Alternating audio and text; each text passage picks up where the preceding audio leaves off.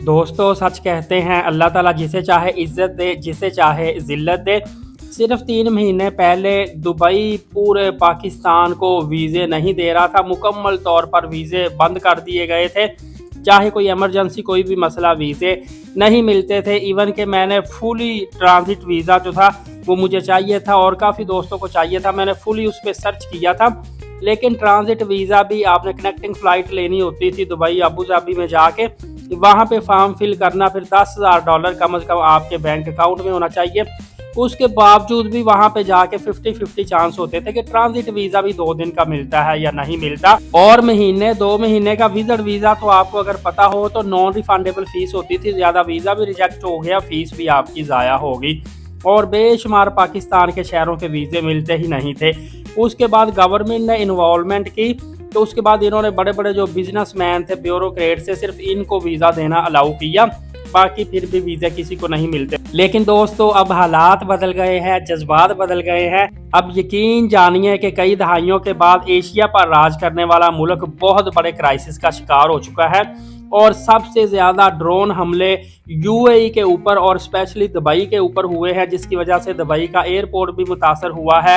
अमरीकी air bases यहाँ पे थी वो भी मुतासर हुई है और सबसे बड़ी चीज़ दुबई का अपना तेल ख़त्म होने के करीब है, शारजा का तेल भी ख़त्म होने के करीब है, जिसके बलबूते पर दुबई चल रहा था। ये अब अबू धाबी से तेल उधार ले रहा है।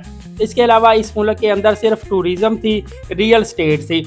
और आप ग्राफ निकाल कर देख लें कि टूरिज़्म और रियल स्टेट कितनी ज़्यादा गिर चुकी है, तकरीबन 30% तक डाउन आ चुकी है 3 दिन के अंदर अंदर। और रही टूरिज़्म की बात, 50 सेकंड के अंदर एक जहाज़ डनाटा एयरपोर्ट दुबई से उड़ता था, आता था या जाता था, मतलब 70,000 मुसाफिर इन और आउट होते थे रोज़ाना की बुनियाद पे। अब देख लें कि दुबई एयरपोर्ट के ऊपर अंधाधुंध रश लगा हुआ है, लोग भाग भाग के इस मुल्क से जा रहे हैं, मुल्क को छोड़ छोड़ के जा रहे हैं। अभी भी कुछ आपको न्यूज़ आ रही है कि दुबई की सिचुएशन ऐसी नहीं जैसी दिखाई जाती है, लेकिन वो सिर्फ ऐसे लोग बता रहे हैं जो रियल स्टेट से तल्लुक़ रखते हैं, जिनमें जमजम इलेक्ट्रॉनिक्स के छोटा भाई बड़ा भाई भी शामिल हैं। ये आपको सिर्फ पॉजिटिव वे दिखा के फंसाने की कोशिश करेंगे, लेकिन इस वक्त जो सूरत हाल है, रियलिटी है, वो आपको जाननी चाहिए कि ऐसा कुछ भी वहाँ पे नहीं है।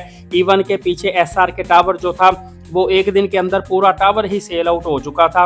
लोगों को बड़े बड़े प्रॉपर्टी के ख्वाब दिखाए गए थे और प्रॉपर्टी का रेट आज कुछ होता था, कल और ऊपर, परसों और ऊपर चला जाता था और लोग समझते थे हम यहाँ पे प्रॉपर्टी खरीदेंगे। मलिक रियाज साहब ने भी आपको पता बहरिया दुबई वहाँ पे शुरू किया, तो लोगों ने करोड़ों अरबों रुपए की प्रॉपर्टी खरीदी।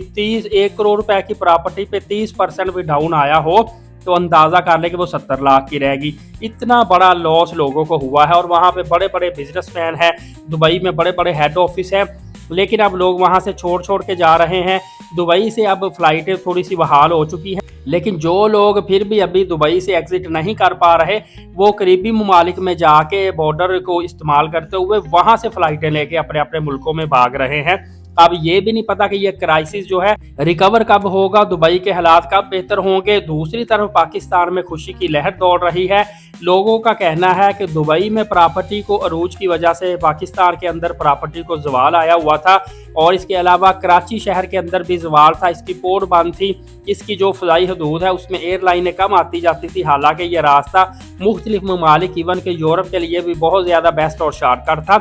अब सुनने में आ रहा है कि आने वाले दिनों में एक तो पाकिस्तान के अंदर प्रॉपर्टी में काफ़ी ज़्यादा बेहतरी आएगी, प्रॉपर्टी बहुत ज़्यादा अप जाएगी, इसकी रियल स्टेट में बूम आने वाला है। और सेकंड नंबर पे कराची का एयरपोर्ट और कराची की फ़िज़ाएँ और बंदरगाहें जो है ये एक बहुत बड़ा तजारती मरकज़ बनने वाली है, जिससे पाकिस्तान के रेवेन्यू में बहुत बड़ा इजाफा होगा। देखते हैं आगे दोस्तों क्या सिचुएशन बनती है, जंग के क्या हालात बनते हैं, ईरान इसराइल अमेरिका के हालात में कशीदगी में कमी आती है या मज़ीद इजाफा होता है। इस हवाले से मज़ीद अपडेट देता रहूँगा। लीड साकिब यूट्यूब चैनल को सब्सक्राइब करते रहिएगा और इन्फॉर्मेटिव वीडियो दूसरों तक शेयर भी कर दे ताकि दूसरों की भी रहनुमाई होती रहे। मिलते हैं अगली वीडियो में, इजाज़त दे, अल्लाह।